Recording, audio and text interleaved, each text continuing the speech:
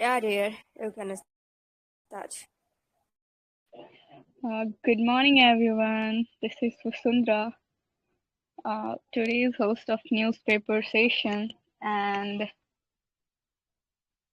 what to say? Okay, uh, fine. Without any delay, let's start the session because we have to know that what's today's news and what's going on. And before start, uh, to let me know who is our participants. It's Jugnu. Good morning, Jugnu. Good morning. Jugnu is for night. Good morning there. Great. How are you? Oh, I'm fit and fine. What about you? I'm also fit and fine. So, which article number would you like to choose for reading? Article number 7. 7. Okay, go ahead. Yes.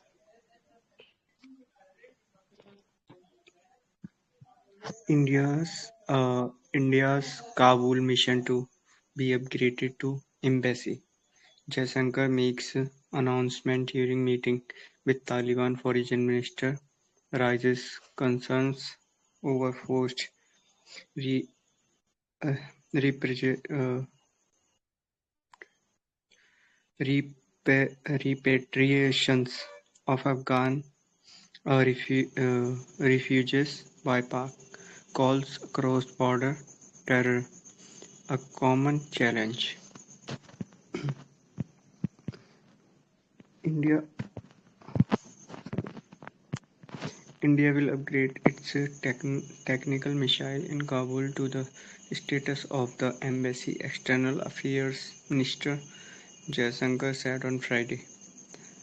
Announcement came during Mr. Jaishankar's meeting with Amir Khan uh, Muttaqi, Foreign Minister of the Taliban administrations in Afghanistan, at Hyderabad House. Mr. Jaishankar also raised India's concern over the forced repatri- repatriations of Afghan refugees by Pakistan, uh, described across border terrorism as a common challenge to both in India and Afghanistan. India is fully committed to uh, sovereignty, oh, sovereignty, territorial integrity, and the Indian uh, independence of Afghanistan. Closer cooperation between us contributes to your nation development as well as regional stability and resilience. To enhance that, I am pleased to announce today the upgrade of India's technical missile mission in Kabul to the status of the Embassy of India, said Mr. Jaishankar. India had set its embassy in Kabul in 2021 after the US-led forces withdrew from Afghanistan. In an interactions at the Embassy of Afghanistan, Mr. Muttaqi uh, welcomed the Taliban welcomed decision and said, "We will send our diplomats to the Embassy of Afghanistan." He clarified that the Taliban may not send an ambassador at the beginning. Taliban resign now. POK violating Kabul's sovereignty Dictator Taliban. Sorry.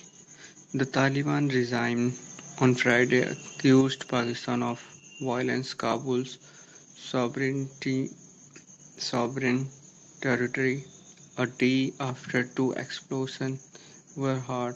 The Taliban have previously accused Islamabad of the border strikes, but this is the first time they have alleged an incursions deep into their territory, calling it an unprecedented, unprecedented act. Hello, now I am done with my reading part. Hey, there I have pronounced some wrong words. Sorry for that. My tongue is not getting those words. Sorry. So now this article is all about the meeting of uh, two ministers. One is Mr. Jaishankar Prasad, India's Affair Minister, and the other one is Amir Khan. He is a former minister of the Taliban, and they met at the Hyderabad, and they want to develop, and we want to develop our relationship. I mean Afghanistan or India. So Mr. Jaishankar Prasad moved to Taliban few days ago, and he Mr. Jaishankar said to Afghan minister that uh,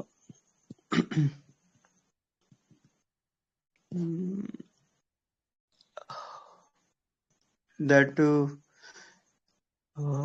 India has decided to upgrade its technical mission in Kabul. This means India will now officially reopen its embassy in Afghanistan. And now, since Taliban has took over to Afghanistan in 2021, so and USA moved to and left the Afghanistan also in 2021. So the announcement is totally about the development of the Afghanistan and India. So they will be working on the health. They will be working on the sector of the health, uh, education, and their nation's development. So it was all about the development of both countries, and they will be landing their hands together with in military sector as well. And the Mr. Amir, Afghan's financial minister, uh, abused to Pakistan and Islamabad as well. So I got only these things from this article. I am done. Please correct me. I have Okay, pronounced some wrong words here. fine. Actually, I didn't see too closely, but whatever you conclude, that was very beautiful. And wherever you were stuck in pronunciations and some while reading, that will also be cured by the time with practice. You can see that you do practice daily. That's very beautiful. And somewhere in the hurry or whatever, that POK and PAK, that two different thing. You had pronounced PAK as POK. That's so fine. Yes. In hurry, that's happened. After that, I won't be able to see any mistakes because I was not saying too closely, but that's fine. You will learn whatever you did. You will learn with the time. That's very beautiful. And if anybody would like to conclude more, then please let me know. You should know for taking part. Am I audible? Yeah. Yeah. Would you like to conclude? Is it fine? Not Go on. feedback, only 1 to 2 points. Jibni sir already summarized the article. But apart from that, this whole article, as mentioned by the Jibni sir itself, that India is not acknowledging the fact that whosoever government is there, that we know that how, and currently they are not having a democratically elected government. So the decision of the India is aligned with the international law and the principle of sovereignty, that we are not intervening in your affair, but it is in line with the international law and sovereignty. As just India re-engages with Afghanistan in diplomatically without formally recognizing the existing ruler, as we know the Taliban. So this whole article is revolving around the balancing engagement of India with the Taliban ruler and how to tackle the cross-border terrorism. So in whole article, they are also highlighting about the cross-border terrorism or the infliction of the infiltrators of the other nation people. So it is in line with the Constitution of India, like Article 51, which ensures that we have to maintain a just relations between the other nation. So we, not we, our for honorable foreign minister just wanted to make sure that our national interest will prevail over the ideological alignment. So that uh, main tool is just to maintain the regional peace and security and protect the human rights in the whole Asia at that point of time. So that's it. Thank you. Thank you, sir. Great, Prem Uh, sir. yeah, excuse me. I want to add some more point. Okay, go Uh, on. yeah, in this meeting, Mr. Jaishankar and with the Afghanistan Foreign Minister Amir Khan Muttaqi in New Delhi last Friday, they giving a high priority for Pakistan during currently the Pakistan violating Kabul territory continuously. Even during this last 1 month, they 2 times they uh, attacked some places of Kabul. So they uh, done good priority for during this meeting, and now the India is going to send diplomat in Afghanistan to again open the Indian embassy there. And same time, India highlighted that currently they will not open any embassy in India, Afghanistan embassy in India. That will think later, but this time they are going to open a Indian embassy in Afghanistan. Yeah, this is my point. Want to add it here. Okay. Beautiful. Anybody else?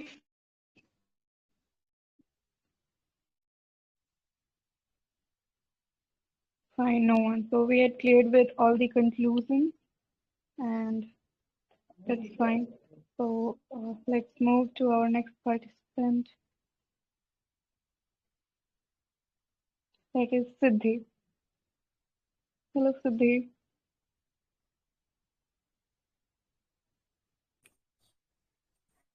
Morning, ma'am.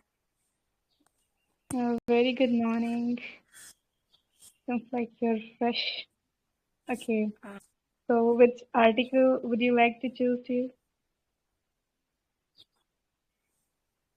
Yeah, my article number is 11. Okay, 11. Okay. You're feeling cold. Go on. Yeah. Sorry to interrupt in between, but Siddhi, can we team up with this with respect to article number 11? Yes, sir. I just say it's a long article, so can we team up? Yes, sir. Okay. and decide up to where you both will rate. So, okay, let me do it. I also want to add me in this article if you making team up. Okay, Siddhi, is it fine that we can add Shri to in it? This article to participant is enough. I think maybe. Okay, Shri, can you take any another? Also, sir.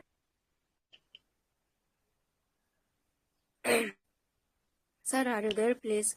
Yeah, Sir, yeah. you can read another article. I will read with Shri. Okay. Thank you, sir. Okay. Okay, in the third line, can you see there the quarterly PLFS in the third line? Third line.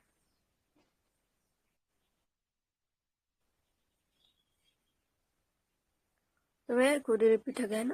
Sorry. Okay, before that we can see that Your voice there is is before the graph there is one last line of third Shri, please mute third yourself. line there is last para, the annual report also present to be in the Okay, I understand. okay. Yeah.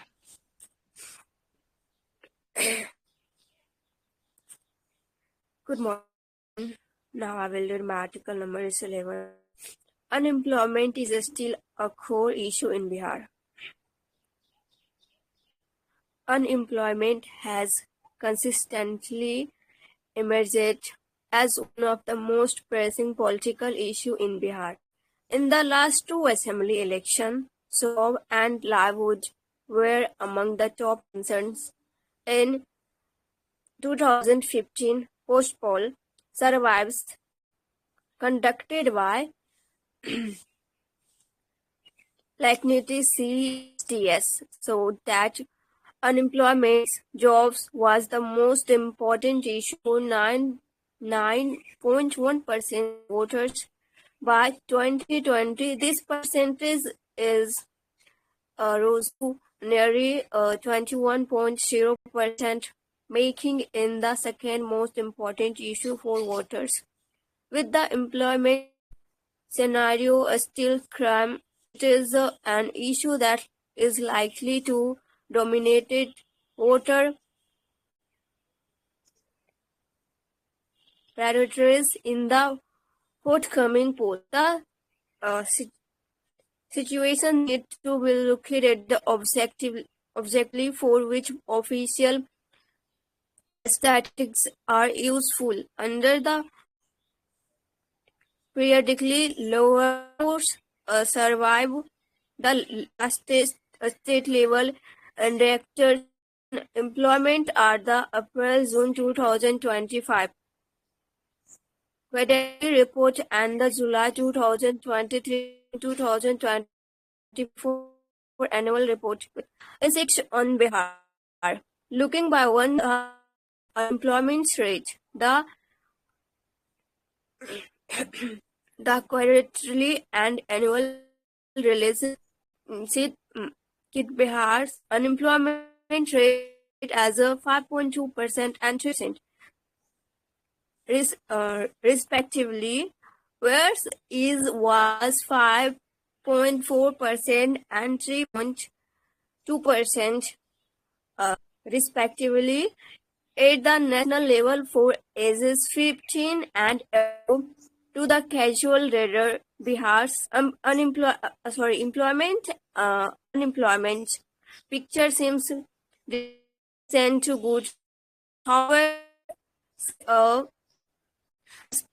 a specific reading is misleading. To truly understand employment conditions, one must understand three interrelated indicators in the FLFS.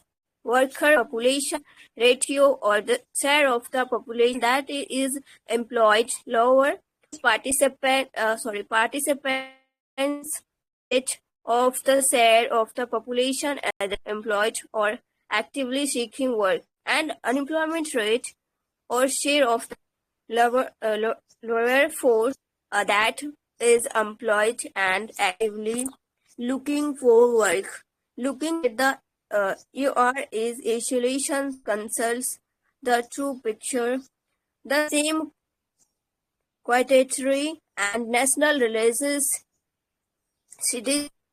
The 2PR for Bihar is for 46% and 51.6%.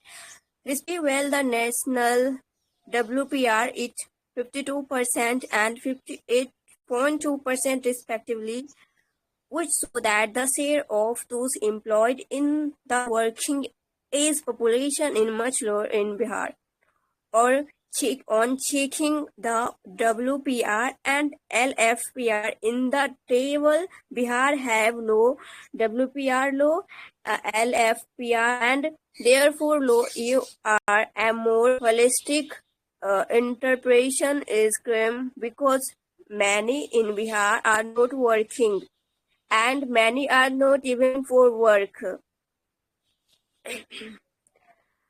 Since those not working are not even looking for work, the unemployment rate look despectively low. This is a class manifestation of the decades worker effect, wherein people without jobs lose hope of finding employment opportunities and completely withdraw for the labor force. A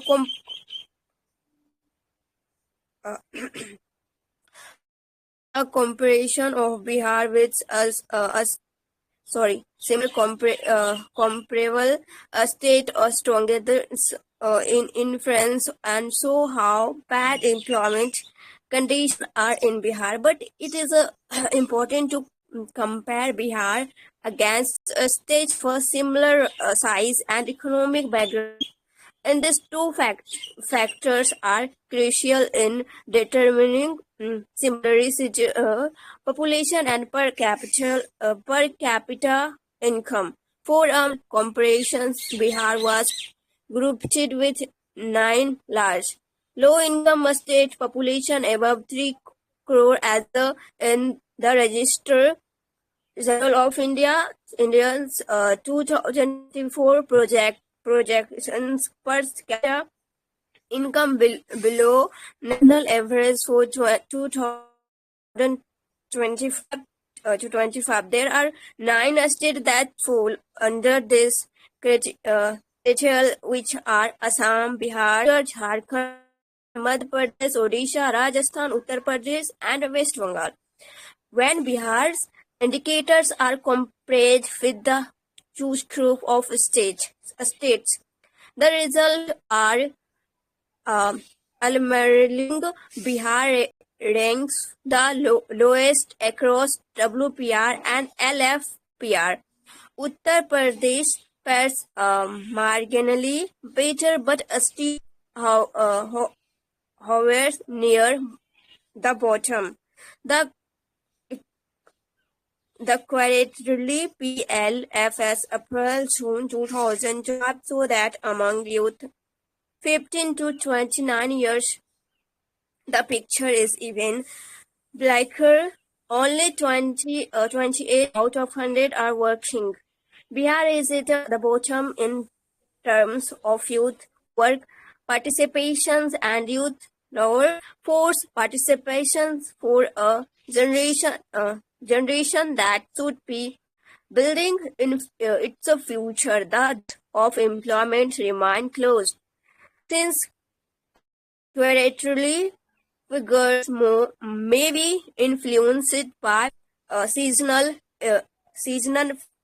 fluctuations in employment. It is important to look at the annual PLFS estimated as well. Currently, estimates are based on current weekly status in which the reference period used to determine a person's employment status is just 7 days. I have done. Sri, you can now. Thank you. The annual report also presents usual status, principal subsidiary status, or figures which give a more comprehensive and stable picture of employment over a long term, minimizing the distortions caused by short-term variations such as festivals, illness, or crop cycles. It also captured people's subsidiary work. However, these annual figures too reinforce the same conclusion. For those aged 15 years and above, Bihar WPR stands at 51.6% and LFPR at 53.2%, which are abysmally low. Only Bihar and Uttar Pradesh falls below 16% in WPR. The situation is grave for women. Bihar female WPR is only 30%, or out of 100 women aged 15 years and above, only 30 are working. The situation is even more distressing for young women. In the 50 to 29 age group, Bihar female work participation rate stands at 31.2%, while neighboring Jharkhand record 49.3%, which is nearly 20 percentage points higher. The quality of jobs in Bihar is equally troubling. Only 8.7% of workers are engaged in regular wage salary jobs, the lowest among comparable states. Bihar is the only state not just in this group but also the entire country with a single-digit proportion. At the same time, 23.8% of workers are employed as a casual laborers, the higher share after Odisha across the state. This indicates a lack of secure and formal employment opportunities. Such outcomes are in stark contrast to the claims of National Democratic Alliance, which often highlight the formalization of economy as one of its achievements. In Bihar, however, the labor market remains overwhelming, informal, insecure, and poorly remunerated. Migration and missing numbers. Caveats must be kept in mind while interpreting Bihar employment indicators. The PLFS counts only those individuals residing in the state during the reference period. The employment picture could have been better had the PLFS been capturing migration as well. The grim labor market outcomes cannot be separated from Bihar government's record. Chief Minister Nitish Kumar government has failed to improve literacy and human capital formation.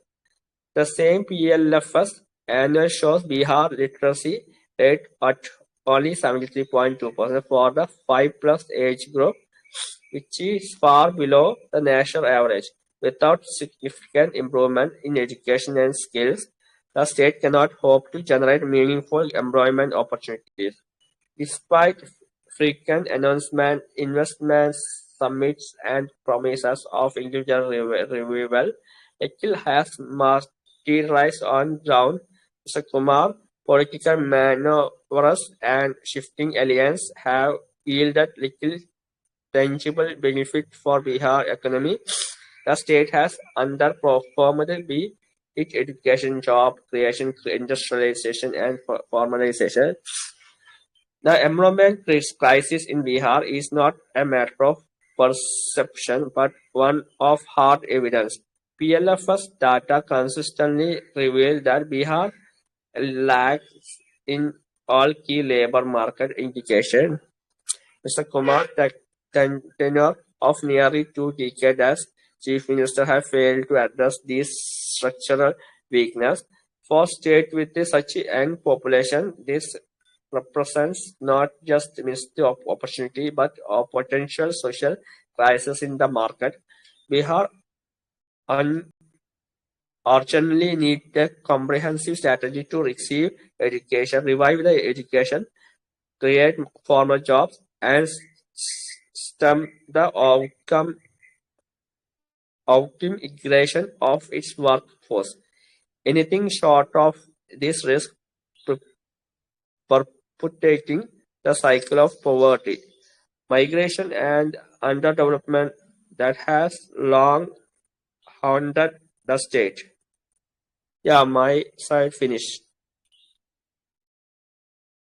So who gonna conclude first? Or Siddhi? Yeah.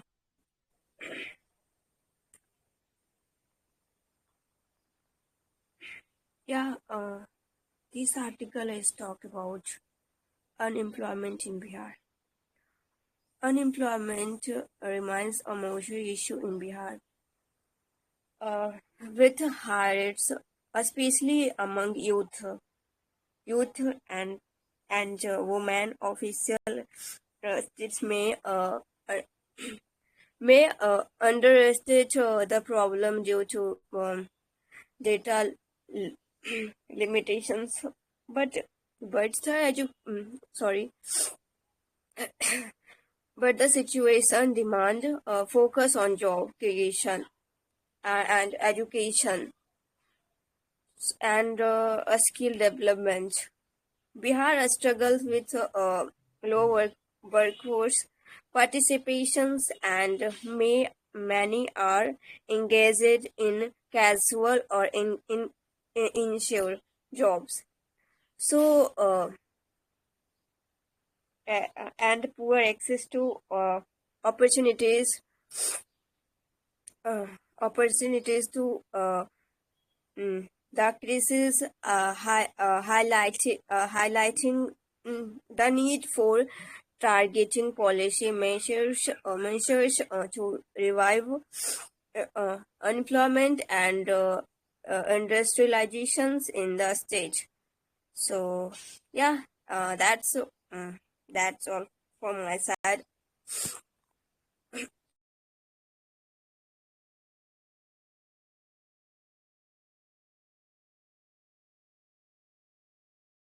Okay. Shri?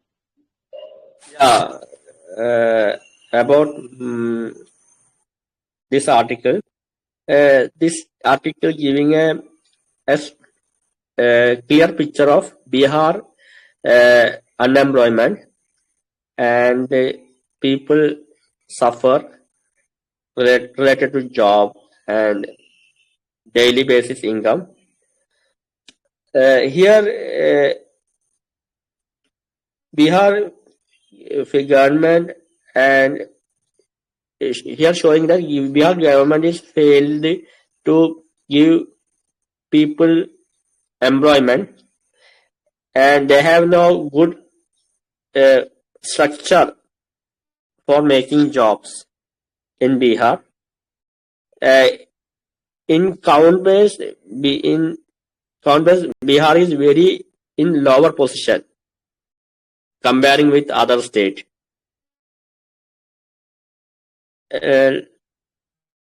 Like on Bihar and Uttar Pradesh falls below 60% in WPR. When comparing with other states are a very high position they're managing.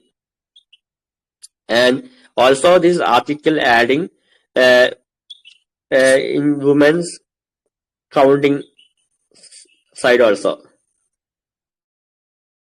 Bihar females work participation rate is at 31.2%, but neighboring Jharkhand record 49.3%.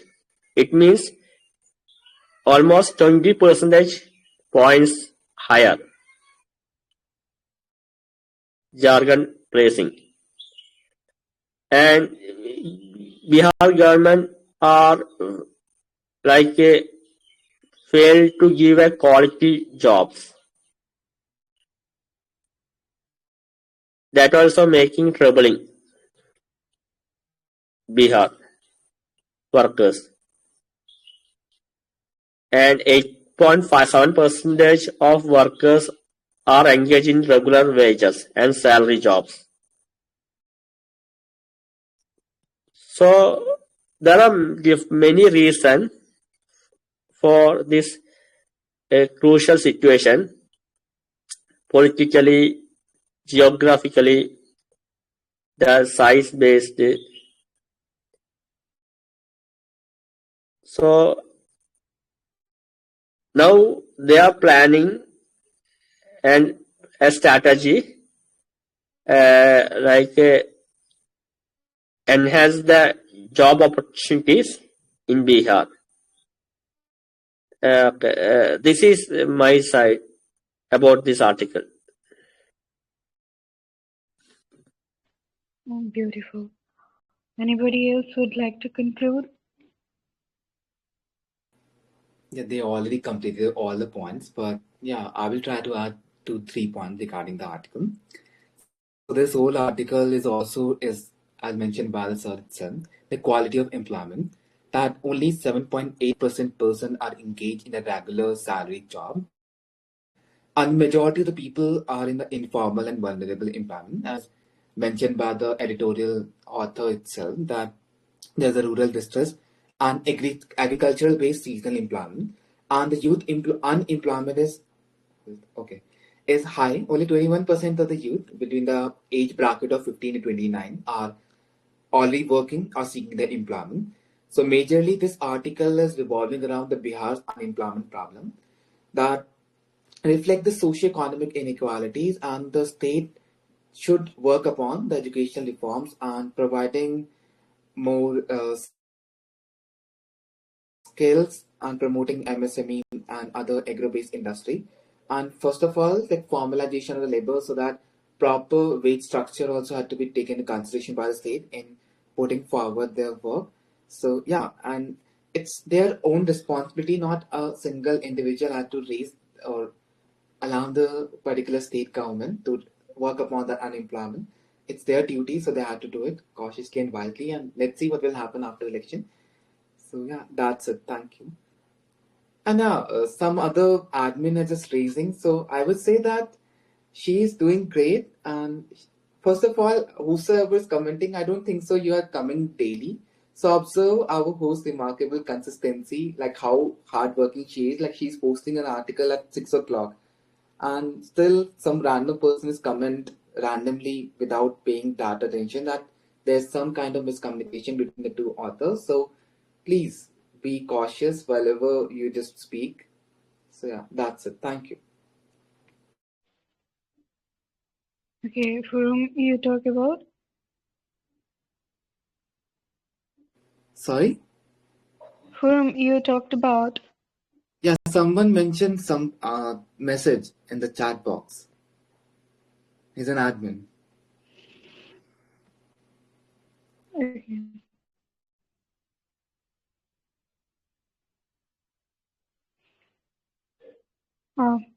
Thank you, Priyanshu, for concluding. Okay, and some of the things I had seen in first of all, I would like to give feedback to Miss Siddhi. Some of the pronunciation was wrong. Means while reading it, it do happen with me too.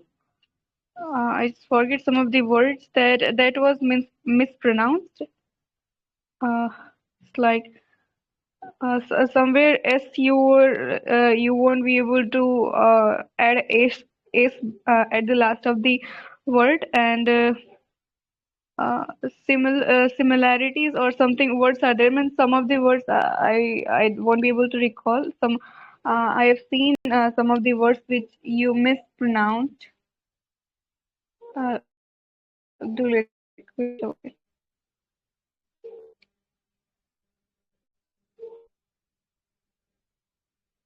Okay, one was discouraged, second was manifestation, and one more was there. I just forget. I need to focus more. But yeah, by the way, Siddhi, you did very well, and your points was clear.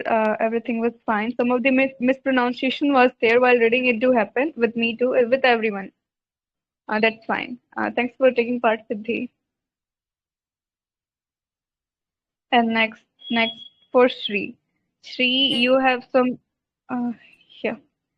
Shri, you have some grammatical mistakes you made, like where to use that articles, where to use ace, and where to pause some little bit. You were facing problem is at the place of a you pronounce b, at the place of b you pronounce a and all. And I think so you're from yeah, some you're from south, so you are also having some pronunciation problem. That's totally fine, it will be cured by the time. By the way, after that, all you both did very well. Thanks for taking part. Thank you, madam. So,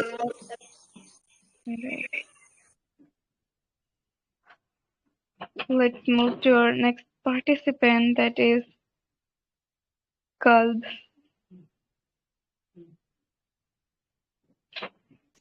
Yeah, ma'am.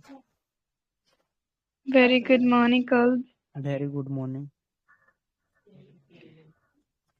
So are you fresh to read the Yeah. articles? Which article would you like to choose? My article number 1. One.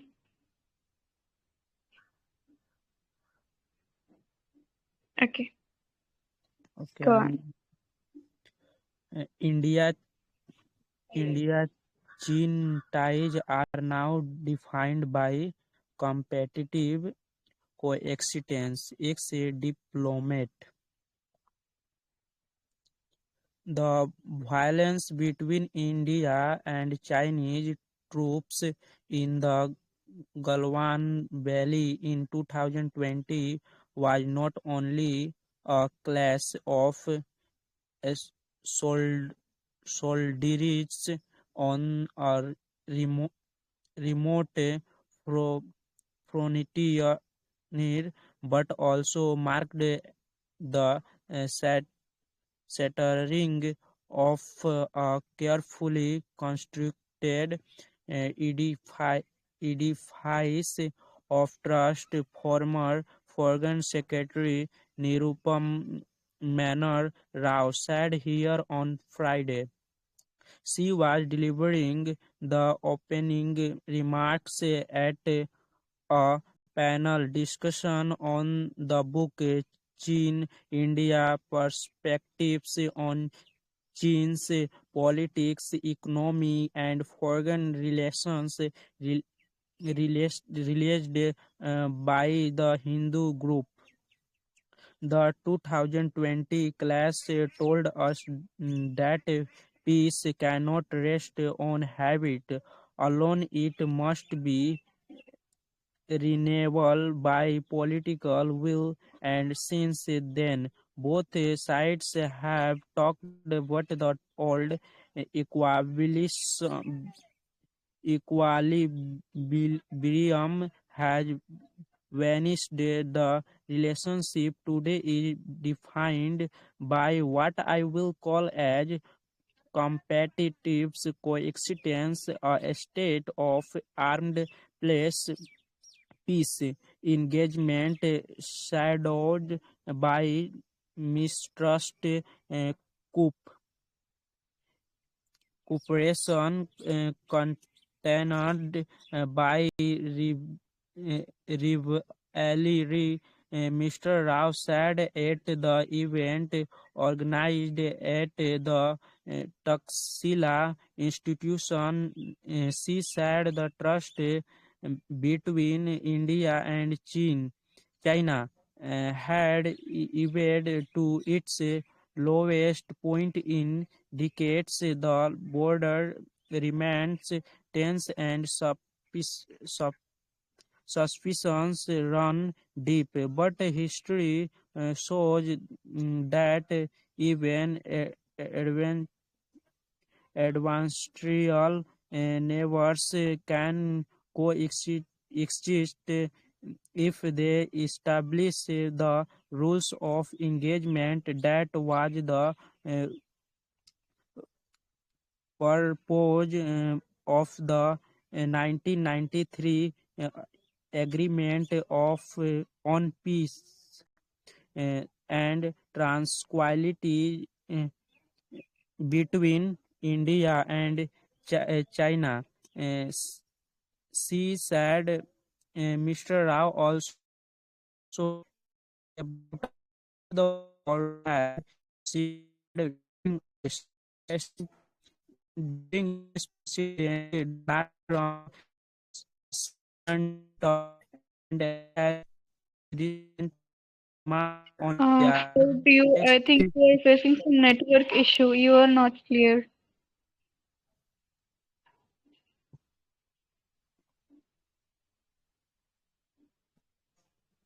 Am I audible? Still, it's quite cracking.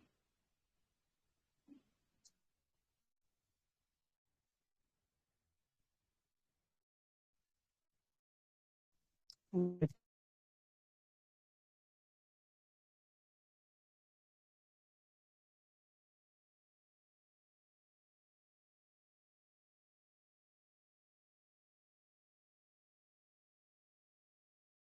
Am I audible? Yeah, now it's fine. Carry on. Mm. Today, as India and China continue to see their negotiation process, and the world itself has shifted. The return of Donald Trump to the White House more volatile and transactional has led many of the assume one on the Still same noted problem. I don't know. Make me wait a while, Kal. Make me clear that it's from my side only that, or you people are also facing the same. We are also facing the voice are not coming clearly. It's something very distraction happening. Incoming voice. Kal, can you check? I think it is a common process. Vasundhara side also voice is not coming properly. Is it my voice clear? Your voice is clear. yeah voice or You face network issue. You don't have You're right. strong networks your side.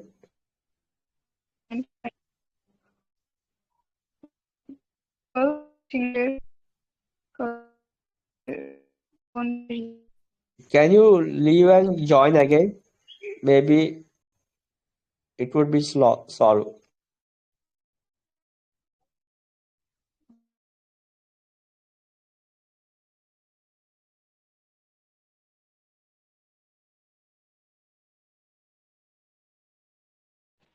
Kal,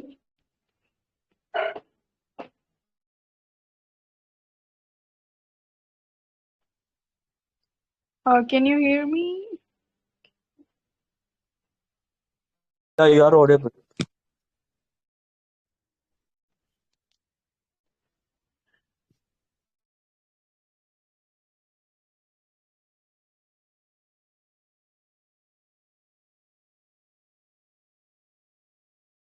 Yeah, Okay, carry on. Still the same problem, but you can carry on. I will manage.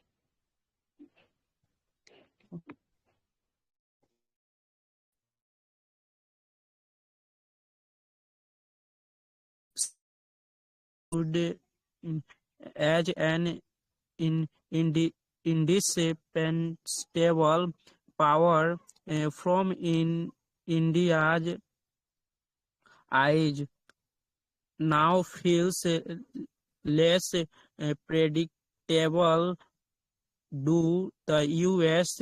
tariffs, trans- transactions, and the condition placed on defines cooperation. Each of tense is a reminder that even the closed alliance rests on ground, and who can forget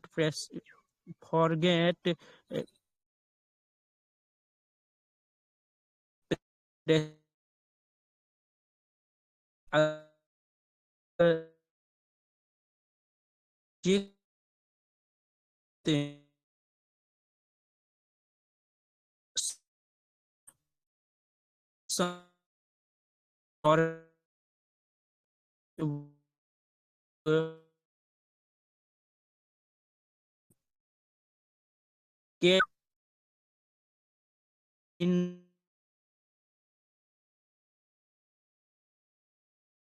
that view to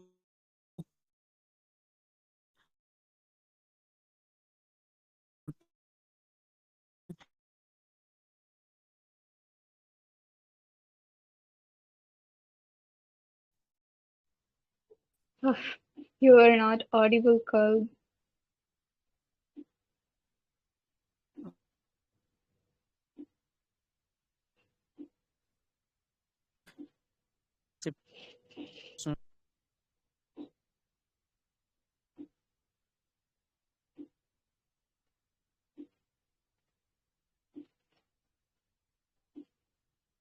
Okay, fine.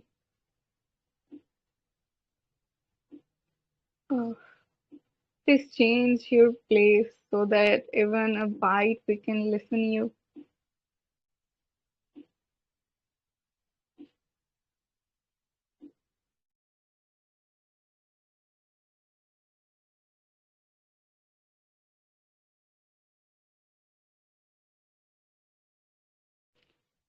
Kalb, if you are speaking, then still you are not audible.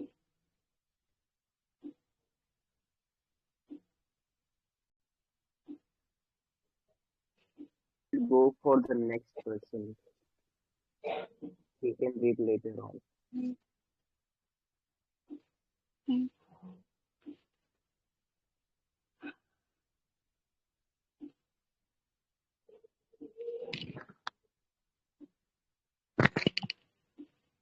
We have our next participant, Priyanshu.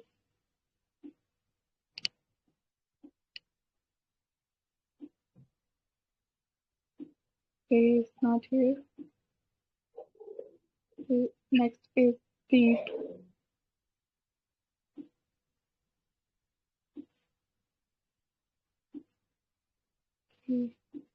Deep is not here.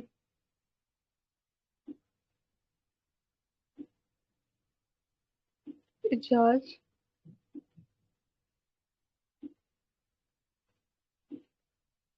George is not here. Is Sani. Good morning. Very good morning, Sani. How are you? Hello.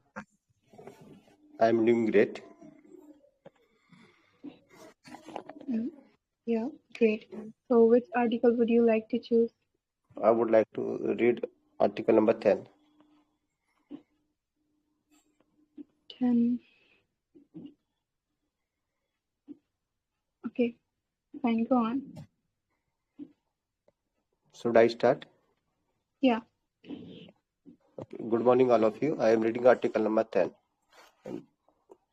The real need is a holistic demographic mission. The announcement on August 15, 2025 of a demographic mission has become a topic of controversy in social and political circles. While the state's mission was limited to monitoring undocumented immigration from Bangladesh and its implies demographics in India's border region. A holistic demographic mission seems to be the need as the nation is at the demographic crossroads.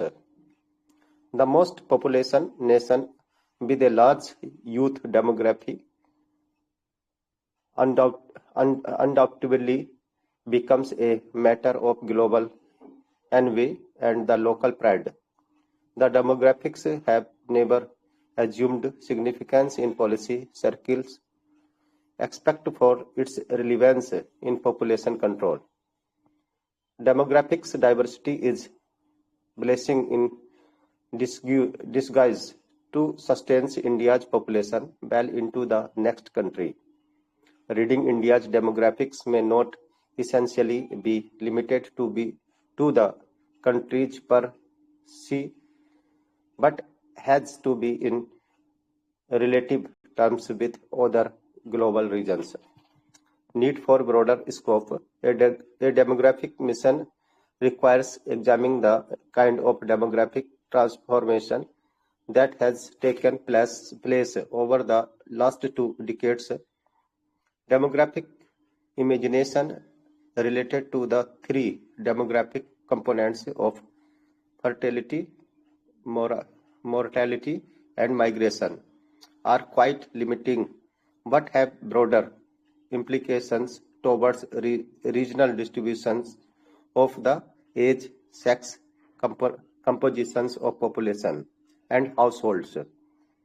The agenda of demographic mission should not necessarily be limited to reading the future of demography, but in recognition of emerging population features in terms of capabilities such as education, health, and livelihood features alongside the evolving institutions in responses to the migration transition. From a human capability standpoint, a demography mission needs to address the imbalanced infrastructures to generate human capabilities across regions.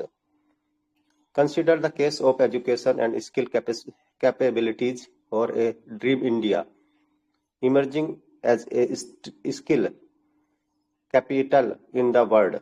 The educational infrastructure remains skewed across regions and it is not in keeping with middle class aspirations. The results in inequalities with the affluent being able to achieve things as against the less affluent failing to do so. Issues of migration.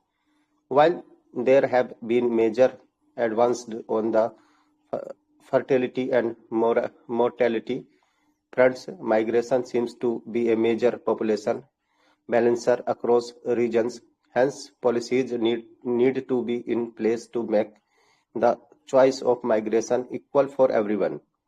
But then the political discourse on migration is quite adverse within India, despite the constitutional guarantee of free mobility of individuals across all states.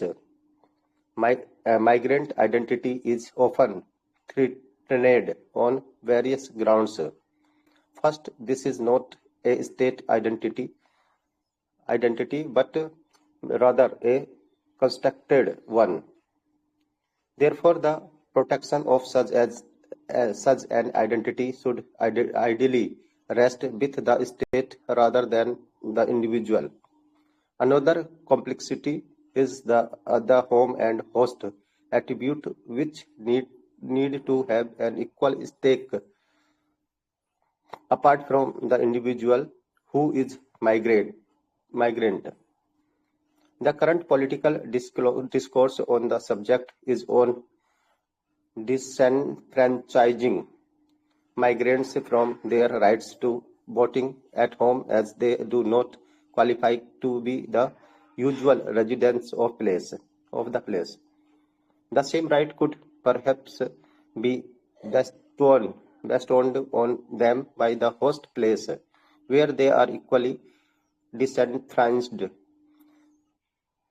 That raises a question on whether migrants face a constant battle of belonging. Resolving this puzzle, the internal migrants confront should be the agenda for a demographic mission, which should strive to restore migrant rights. On longevity, the changing demography also poses other puzzle, such as growing longevity and the provisioning of social security. There is sincere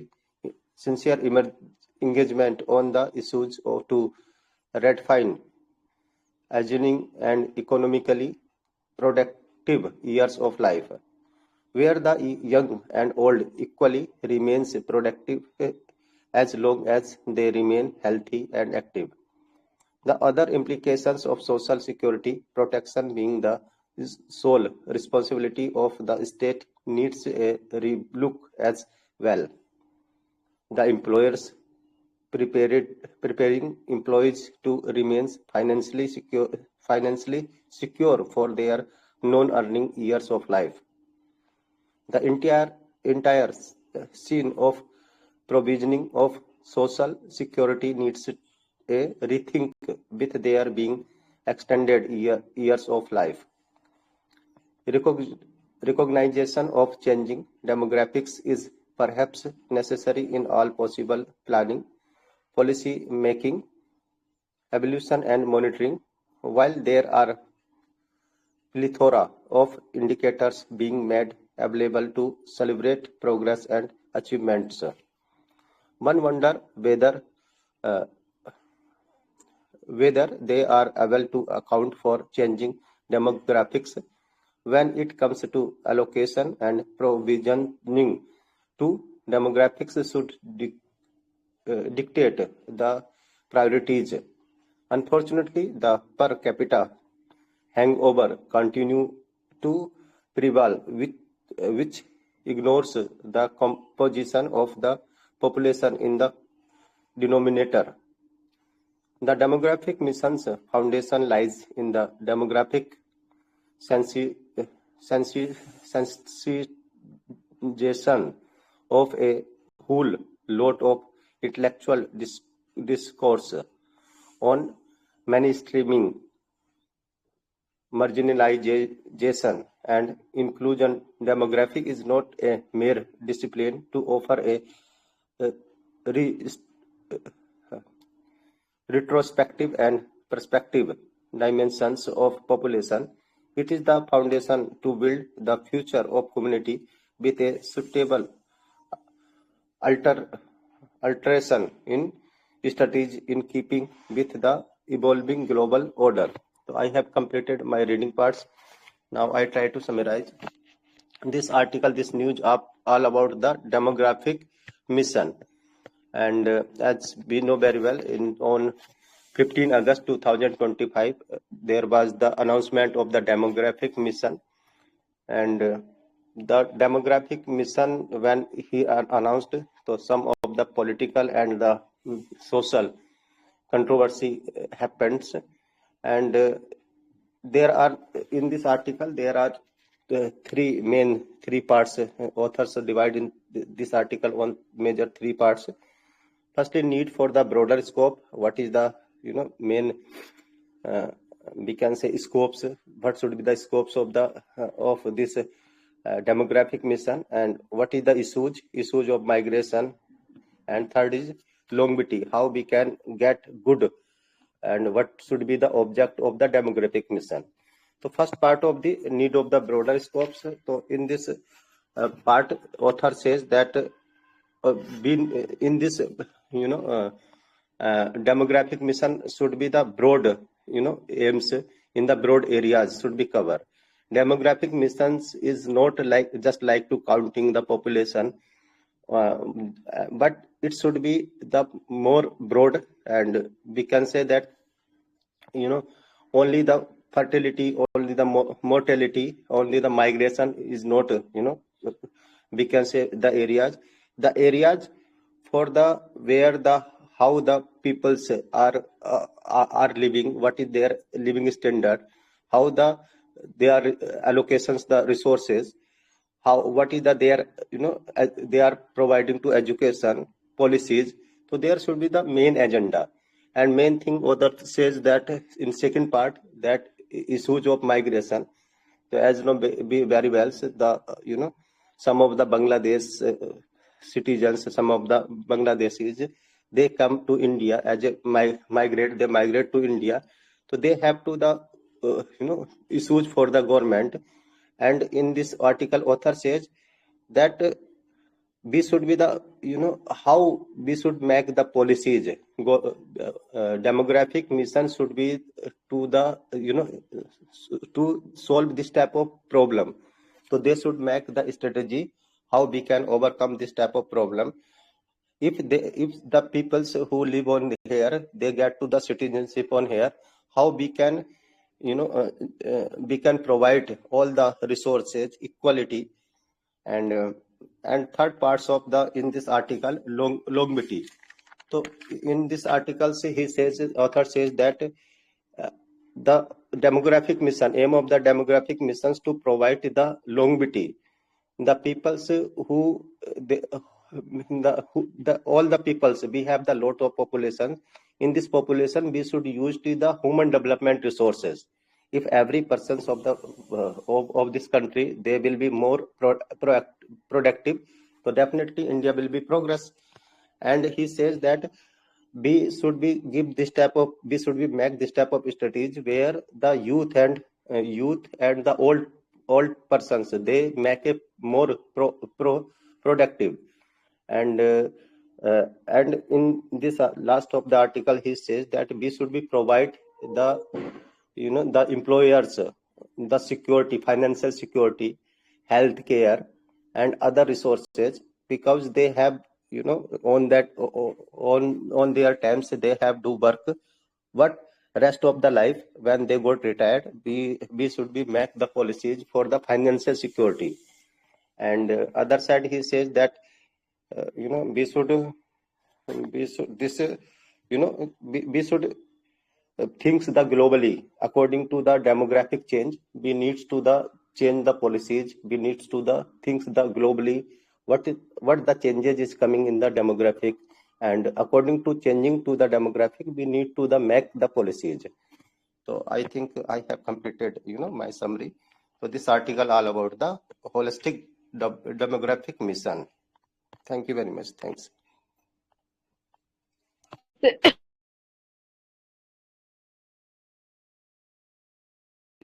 You concluded very well, and you had read the article somewhere. I was looking over the mistakes, grammatical error, and in pronunciation in some of the words you are facing problem, and uh, marks. You were taking pause on the full stop, and there in the mark there you were not taking pause there, and after that to to and TOO, there is two different words, but you were taking TOO as to, so that is TOO is two and this is two. Quite confusing, but this is two different meaning, and pronunciating it, and after TOO there was comma, but you pronounced it normally TO. That should be corrected. And some of the more pronunciation problem you were having in some problem while reading, it's happened. And you will learn by daily practice. That's very beautiful. And you had captured all the points from the article. That was very beautiful. And after you, after Sani, anybody would like to conclude it more or at some point?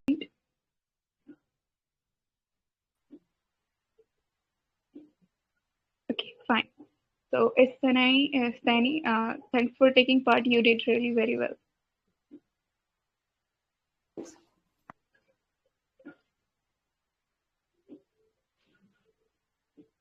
Okay. So, next participant is Sikha. Am I audible? Vasundhara, am I audible? Yes. I would like to add 1 or 2 points in relation to this article. If you have time, then only I will add, otherwise you can skip. Of course, we have. You can go on. Sikha. Okay, I will not, After I this, will, we will continue. Okay. sorry. Yeah, go on. Okay, so actually I joined the article where he was talking about the education, health and all this sort of thing. He has given the summary as well. So I would just be telling about the problem, what the point are being raised by the author here in a very brief manner. So what are the three crux point of this very article or editorial which are being mentioned in the article? That is the health, education, employment and skill set. And the second point where we are facing the problem, sorry, just a second, that is the migration. And the third point, the longevity. So these are the core central idea of this article and how we can tackle these problems in our country, right? So starting from the education and skill set, because these are correlated to each other and complementary to each other. You cannot get separated one from another. And when we talk about the skill set in the education, we have the IITs and very renowned institution across the globe, not only in our country, but not a single academic education falls under 200 across the globe when it comes about the skill set. We are talking about this D and A's, right? And we are comparing ourselves with the China. So in order to manage our demography, more than 80% of the Indian graduates are, more than 60% I think, and IITians, engineer, more than 80% engineer are not employable. So how we will tackle this demographic shift, right? Which means that we need to bring more skill set in the education. Chinese have already inserted AI, quantum computing like things in their elementary level of the school education, but we are lagging far behind than them. We came up with the National Education Policy 2020, but no such effort were being made on that. So it's not only about the demographic dividend in near future. It's about that how you attuned that demographic dividend with the day and age technology. So this is first and foremost criteria for tackling the demographic shift. Then we are talking about the health. Yesterday we were talking about a particular article of the mental health. This is a very worst problem here in our country. Less workforce, less psychiatrists, less psychologists in this particular field. We need to deploy more people in this particular thing. But what is the problem? Because of these freebies, many of the states have truncated their health expenditure to a very certain level, which means that ultimately, overtly or covertly, citizens are the one who are facing the repercussion of it.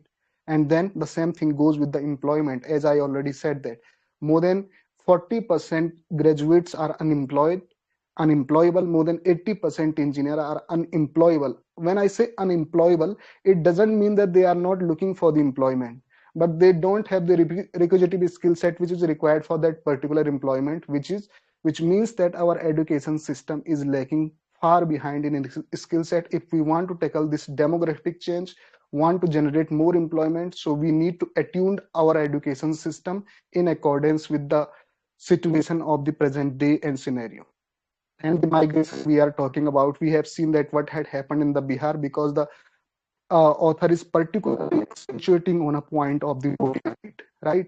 Why we cannot, start this initiate, we are talking about that everything is going digitalized, right? And many people, thousands and lakhs of people are being weeded out in the Bihar this time around because the legislature election at the brink to held.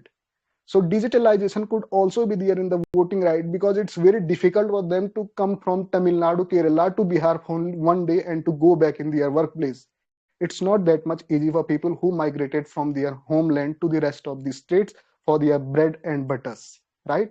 So digital voting could also be there, and they are literally facing severe crisis, identity crisis in the different state. We have seen that how they are being treated in Tamil Nadu and Maharashtra. It's not only about the Biharis, it's about the everyone. I come from the Uttarakhand. The same problem is here. People literally migrated from the hilly area to rest of the globe or rest of the country, but they don't have the voting right because they cannot return only for a day. And then this is the internal migration problem basically, which we call the de-enfranchised them from the voting right. It's not only about that. The external problem is that the external migration, which we think in the context of the Bangladesh migrant from Bangladesh to rest of the country, whether it is Bihar, West Bengal, Jharkhand, this has also become the problem, or in many states they have become the instrument of the vote bank. This problem also need to be tackled in. And the third point, they are talking about the longevity. If you see that the National Family Health Survey 5, so they are suggesting that, life expectancy has been going high and high day by day. When we got independent from the Britishers, it was almost around 30 to 35 years. But today it is somewhere near 70 years, which means that our policies, our system, our pension policies, retirement plan, everything is not attuned with the changing social structure of the Indian demographic characteristics. So we need to attune those in accordance with the changing longevity of the population as well. But what is the problem here in our country? For most of the policies, we are only relying on the per capita income of the country. That is not a good criteria, because the demographic skill set, demographic characteristics, and social characteristics of the society are being changing day by day. So we need to basically focus on education, health, skill set, then the migration policy, and the policies must be attuned in accordance with the longevity and productivity and the social change which are happening day by day in the society. Yeah, thank you. Wonderful, UK. You describe all the articles very beautifully. Thank you very much for the conclusion. It was actually, you described, but it was not conclusion, but it was very beautiful. You made us understand about this article, and every point you had made clear to us. Thank you very much. So, Yeah, thank you. Sikha, are you Sikha? Yeah, Very good morning. very good morning to you also. You just I walked. will. I would like to read the article number 3. Okay, fine. Go on. Yeah. Good morning, everybody. Venezuela's Maria Mikado wins Nobel Peace Prize. Venezuelan opposition leader Maria Corina Machado won the Nobel Peace Prize on Friday for her struggle to achieve a democratic transition in the South American nation, winning recognition as a woman who keeps the flame of democracy burning amid a growing darkness. The former opposition presidential candidate is a key unifying figure in the once deeply divided opposition to President Nicolás Maduro's government, said Georgian Watney Friednes, chair of the Norwegian Nobel Committee. Reacting to the honor, Ms. Mercado said she was confident the opposition would succeed in securing a peaceful transition to democracy in her country. We are not there yet. We are working very hard to achieve it, and I am sure that we will prevail. She told Christian Berg have her become the director of the Nobel Institute and secretary of the Nobel Committee. Dedicates win to Trump. I dedicate this prize to the suffering people of Venezuela and to President Trump for his decisive support of our cause. She later wrote on X, Mr. Maduro's government has routinely targeted its real and perceived opponents. Mrs.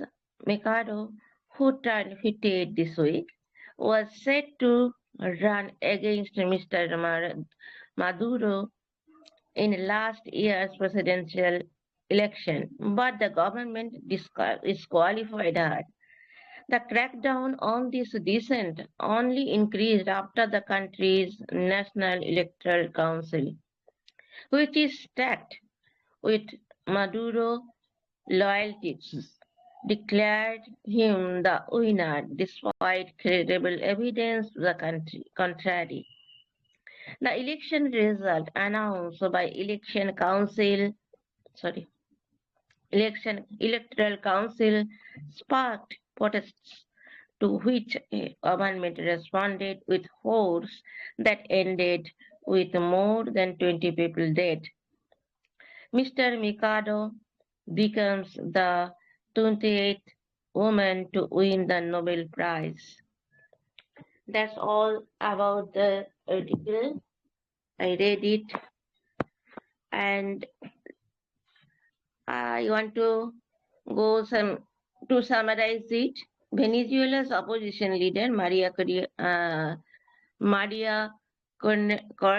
Mikado won the Nobel Peace Prize on Friday for her struggle to achieve a democratic transition in the South American nation.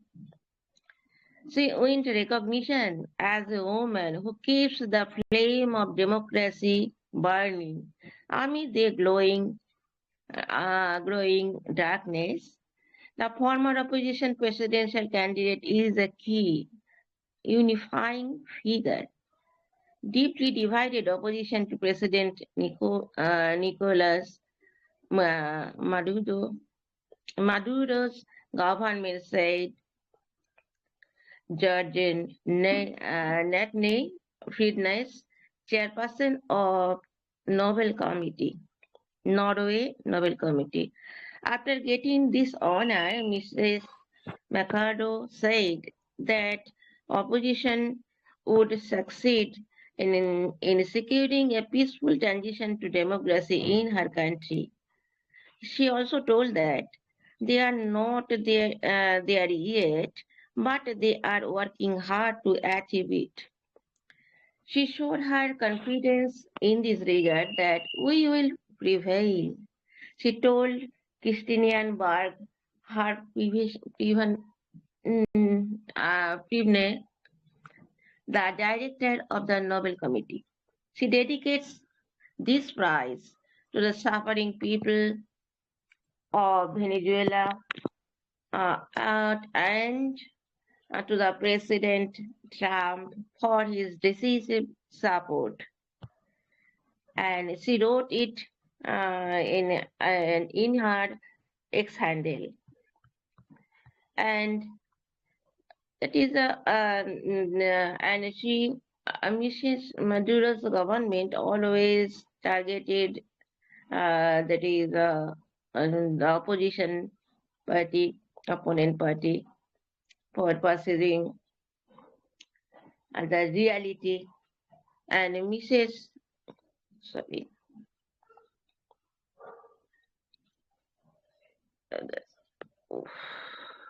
I lost it. Yeah. And in the that is previous as a president that is election, and that is there is also some problem is going on. But this is this is the right thing. That is, she also, there is a confusion, and also the election commission will also playing the role, that is the liability to the Maduro, that is existing upon president. That is, for this reason, the government, that is declared, that is Mrs.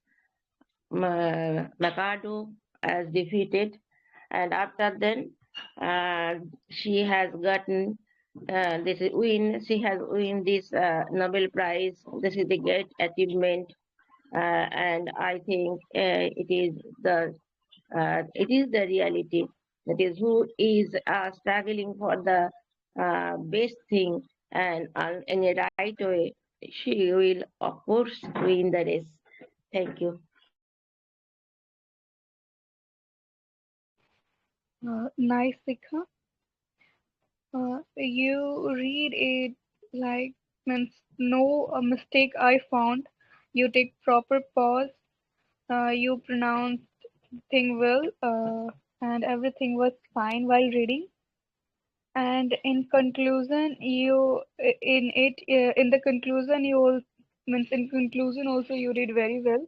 That was nice, and keep doing likewise, because it was very nice and wonderful. You read while concluding and also while reading, proper pronunciation, proper pause, and the way to uh, keep the line in continuous, that was also nice.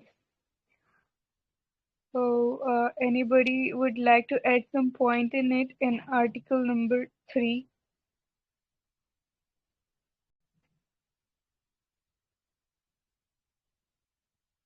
Okay, Thank you, thanks. Vasundhara, for Thanks. feedback. I will try my best, but I am not satisfied. I am, I am also now till now a beginner. Thank you. Yeah, but still you did very well, and you will enhance more. Thank you very much. So let's move to our next participant, Saurav. Saurav,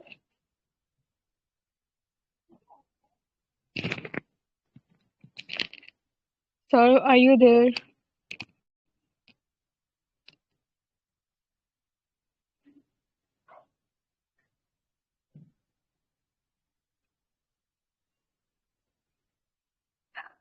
Okay, fine. I think we had completed with our participants.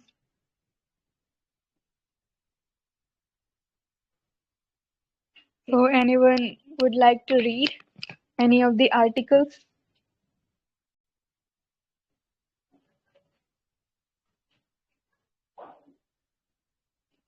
Fine, no one.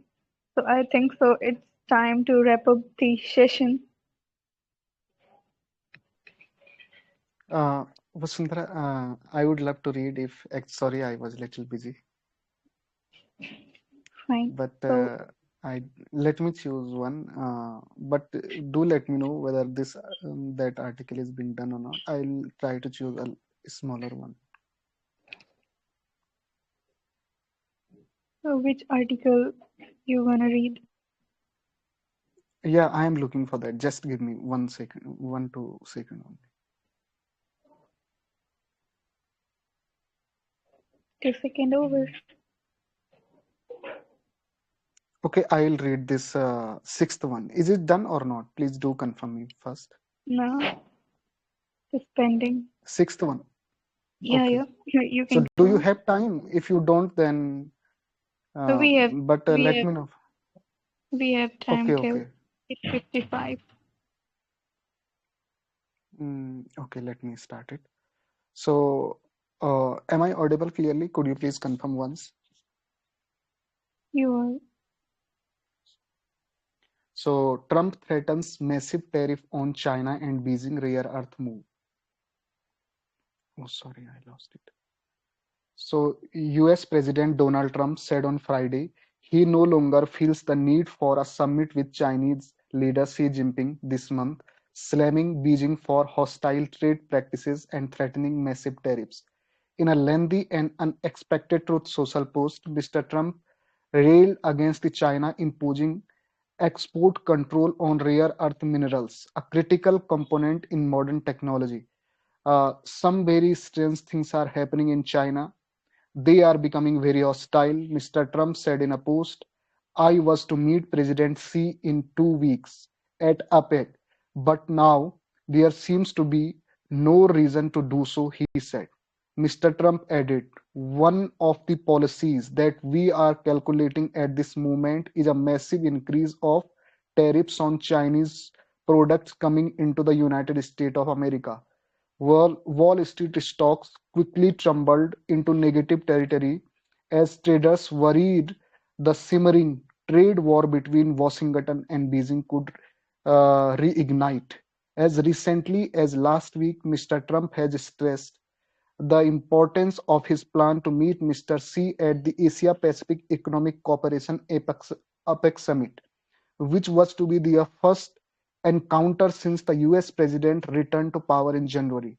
But on Friday, Mr. Trump said China had sent letter to countries detailing export control on each and every element of production having to do with rare earth and virtually anything else they can think of, even if it is not manufactured in China.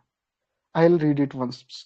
Sorry for that. But on Friday, Mr. Trump said China had sent letter to countries detailing export control on each and every element of producting having to do with rare earth and virtually anything else they can think of, even if it is not manufactured in China. Dependent on what Chinese says about the hostile order that they have just put out, I will be forced as a president of the United States of America to financially counter their move, he said.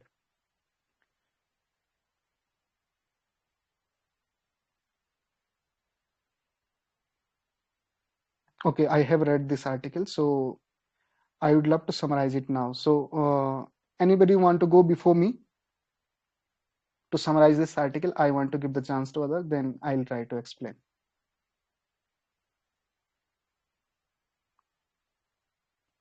Okay, so I will try to explain this article. So basically, you know that this is the not new article for most of the people. Almost everyone must be acquainted about this particular news that this trade and tariff war, what had happened between the two countries. And now this rare earth material has become the bone of contention. It's not new, but it has been going for quite so long now, as this has been the Chinese policy to abrupt the rare earth material across the globe, right? As the article is accentuating on a very particular point, you know, when we say about the rare earth material and why China become the very important player across the globe and why it is incontrovertible for USA not to completely annihilate Chinese trade partnership between the two countries because of this rare earth material. They are almost having the control over 60% of the rare earth material across the globe. That's why you might have seen recently that they are trying to take control in the Pakistan, right? Why they are calling the Shehbaz Sharif and Asif Munir in the White House again and again? Because there are some huge resources of the rare earth material in some province of the Pakistan, and then the Ukraine, and now China. Because China controlling over almost 60% of the rare earth material exported to the rest of the globe. And if China ban the rare earth material from its country to rest of the globe, there could be a serious abruption for the technological advancement. And USA is a huge dependence on the China's rare earth material. Rare earth material is not such that which are not available. It's also about that resources and the technology to extract those rare earth material from the earth surface. Whatever the technology that we are using in this D and age, if I'm using this mobile phone, cell phone, you are using your laptop, cars, everything, quantum computer, supercomputer, digitalization, everything, you know, overtly or covertly dependent on the rare earth material. That's why China became very inevitable for the USA. But what China is doing, trying to abrupt the rare earth material again and again. and that's why they came up with this policy again. That's why Chinese are very much, free from this thinking that they would be Americans would be imposing a huge tariff and trade barrier on the China. We have recently seen that the trade and tariff barrier went somewhere near about to 250%, and Chinese followed the same because they were very much acquainted about the fact that ultimately Donald Trump is not going to survive without those rare earth material. And now the same thing has been happening, and China is doing the same. And now he is threatening again that he would be imposing the more tariff and trade and tariff barrier on the Chinese export to the USA. Basically, the APEC summit is going to held.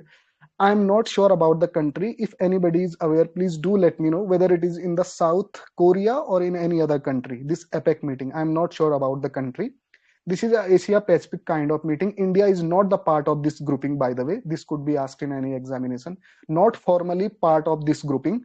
Basically, this is the grouping for the Asia Pacific countries, the countries who are falling in the Pacific region and the Asian region of this Pacific Ocean. So this is called the APEC meeting, and the Xi Jinping and Donald Trump supposed to meet in that particular meeting, and they could have been a bilateral meeting in that. But now Donald Trump is saying that yes, earlier there was a plan to meet bilaterally with the Xi Jinping in the APEC meeting, but because of this new policy of the China and controlling the rare earth material across the globe again and again, now there is no need for Donald Trump to meet the Xi Jinping in this very meeting after he has become the president of the United States of the America. So let's see what happened in near future. But this is the news for the time being, and I don't think so because sometime we have seen that the cat got his tongue many times when I talk about the Donald Trump, and he is not adamant on his decisions. He's only threatening the people so that they can come on the negotiation table. This is his strategy for the negotiating to the countries, and I don't think so because of this strategy. If they are putting more trade and tariff barrier on the China, would be possible for American to survive for. So I think this is only a negotiating tactics, but the things will tell what will happen in the near future. Thank you. Wonderful, UK. You had read the article very beautifully, proper pause, proper pronunciation. Everything was fine while reading, and also in conclusion, you describe every point very beautifully, and you took all the points, even you added some more. That was awesome. Uh, because there is no one to describe it more to you. So that's fine. Thank you, UK, for taking part and for And making thank us you, you clear too. and Thank you, you too, Vasundhara, for giving me this beautiful opportunity. And it was literally a delectation to join this session. And it becomes more energetic when the host, like you, are organizing the session, giving fair and equal opportunity and letting everyone jump in the bandwagon. So thank you so much from bottom of my heart, Vasundhara. And I wish you all the best for upcoming sessions as well. Thank you so much. thank you very much, UK. So because our last participant was Priyanshu Kumar and he is not here. So one last call for everyone. If anybody would like to read any of the article, so do let me know. Otherwise, we need to wrap up the session.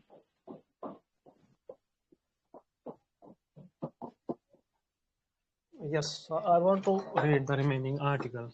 Can you tell me which one to read? Fine.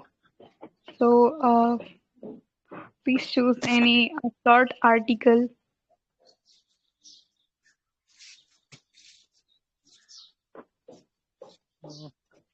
Let me see which one is the remaining one.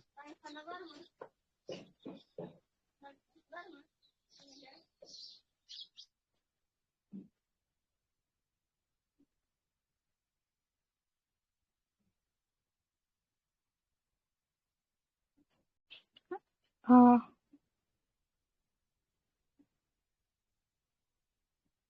Thought. Yeah, see, it is going to be a bit hard for me to like to know which one is the one Okay. I have to read. Are you comfortable with article number 15? Okay. 15.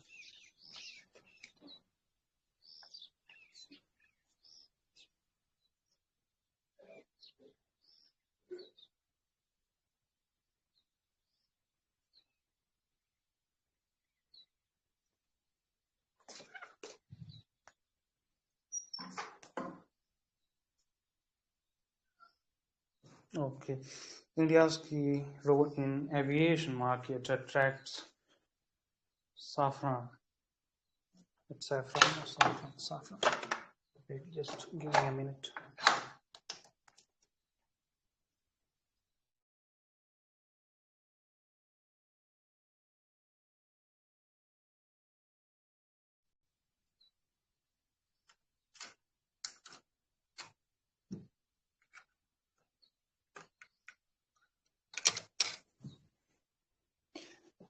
French aerospace major Safran's board is set to visit India, underscoring the country's growing significance as a key aviation market industry, sources told Business Line.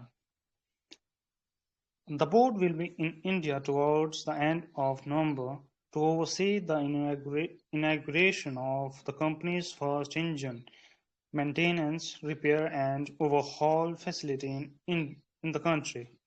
Located in Hyderabad, the LEAP engine (MRO), built on an investment of $150 million, is expected to be inaugurated by Prime Minister Narendra Modi. At present, airlines in India have placed orders for about 1,500 Safran engines, including 800 LEAP and 700 CFM engines, to power their aircraft. This will be the Safran's largest LEAP engine MRO globally, capable of handling a high value of overhauls annually. Notably, the facility is expected to significantly reduce turnaround times for Indian carriers, boosting fleet availability and operational efficiency. Regional airlines. Besides, it will support LEAP engine maintenance for regional airlines, contributing to India's energy as an MRO hub. Lately, the aerospace giant has been eyeing substantial investments in India over the next few years across civil and defense MRO, manufacturing joint ventures, and new development programs. Further, plans are underway to establish advanced facilities focused on design engineering, high precision components, and system MRO. Safran has committed to supporting the Make in India initiative by increasing local sourcing, fostering indigenous production, and collaborating with Indian partners. The company plans to scale up its engineering and electronic manufacturing centers in Bengaluru to focus on innovative solutions for both civil and military sectors, said sources. Employee count. Safran employs over 2,200 people across multiple manufacturing, R&D, and engineering facilities. The company didn't respond to requests for comment. In addition to Safran, the top management of major globally aerospace players such as Airbus and Thales have also visited India recently. Industry insiders told Business Line that the growing interest for global firms reflects India's potential to become a global aerospace manufacturing and MRO hub. Okay, let me just have a glance again over whole article before explaining it. India's key role in aviation market.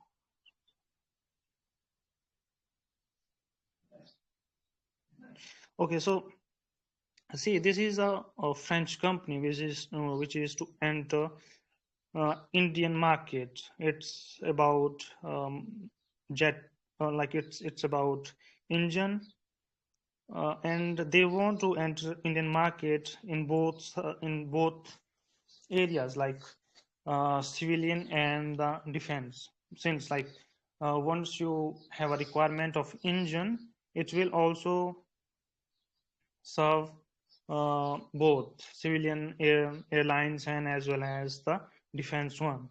So, and the main point is this is backed by the idea of Atmanirbhar Bharat. They are here to they are here to serve this idea, and they want to engage themselves in this Atmanirbhar. Let me just no. So they are here to serve this idea of Atmanirbhar Bharat. And if you look at the amount, it's too much to for a company which is very new to Indian market. So because um, once you are going to start any business, it's where the susceptibility of getting losses is always there. So they are quite pretty much sure that Prime Minister of India, there was a point. Let me just see. Okay, so just look at the third paragraph. It's a very small paragraph. Located in Hyderabad, to lead Indian MRO built on an investment of $150 million is expected to be inaugurated by Prime Minister Narendra Modi. So, like, they are pretty much sure that the response they are going to get from the Indian market is going to be an addition feather on their cap for this French company. So yeah, this is it. And I won't be able to, like, since I'm not very much interactive with such sessions, so I will not be able to add an extra information from outside. So this is what is in this article. And thanks for this opportunity to give me to speak up. No worries, Todd. You did very well. And while reading, your pause on full stop, your fluency while reading that line, that all the lines, that was nice. You did very well while reading, and also in conclusion, you did good. And anybody would like to add some more points in article number 15?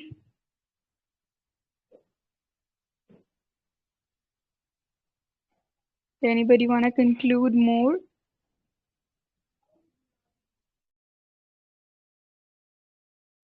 Okay, fine. So Dot, Can you read did. only one line I will tell. I think it is a French airspace. I think saffron border is said to be visit in India, and it has set a big leap like investment at Hyderabad. They mention about the amount $150 million investment they're doing, an inauguration with Prime Minister Narendra Modi with, and they mention about what MRO, like they mention about maintenance, repair, and overhaul facilities in the country. They want to expand their own company business. That's all I'm getting from the article. If anyone had more information, they can add.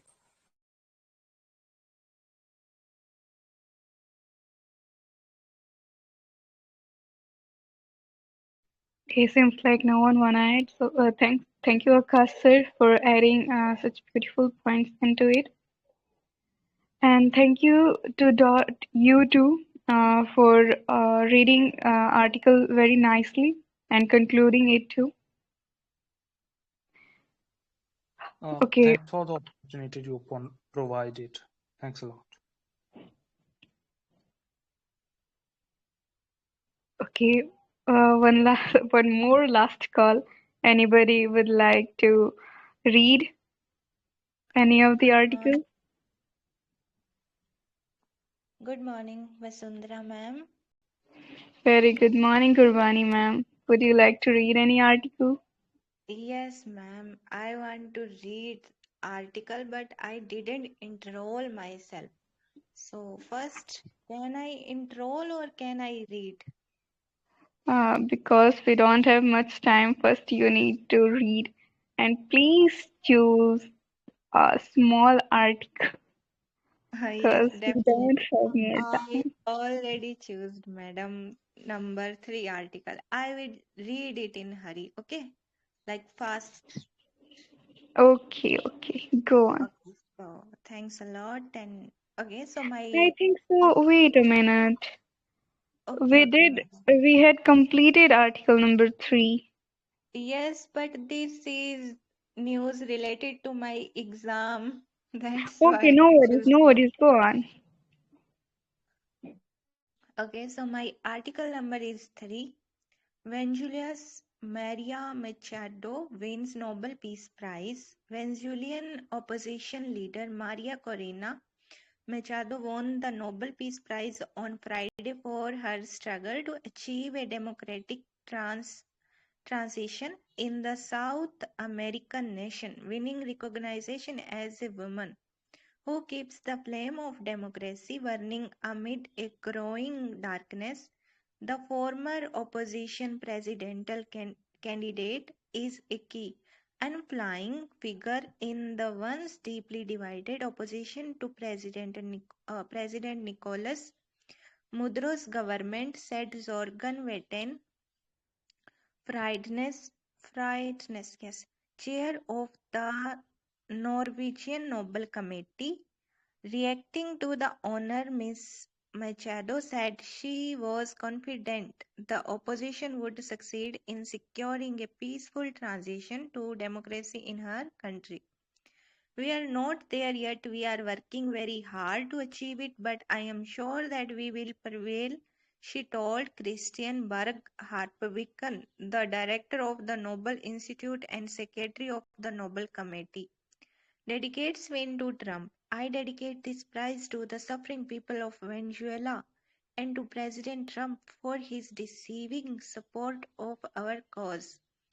She later wrote on Twitter, ex Twitter, okay. Mr. Mudra's government has routinely targeted its real or perceived opponents. Miss Miss Machado, who turned 58 this week, was set to run against Mr.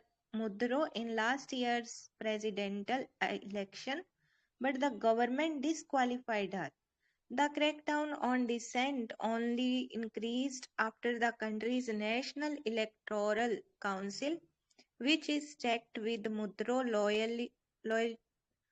loyalists, yes, declared him the winner despite credible evidence to the country. The election result announced by the Electoral Council sparked protests, to which the government responded with force that ended with more than 20 people dead.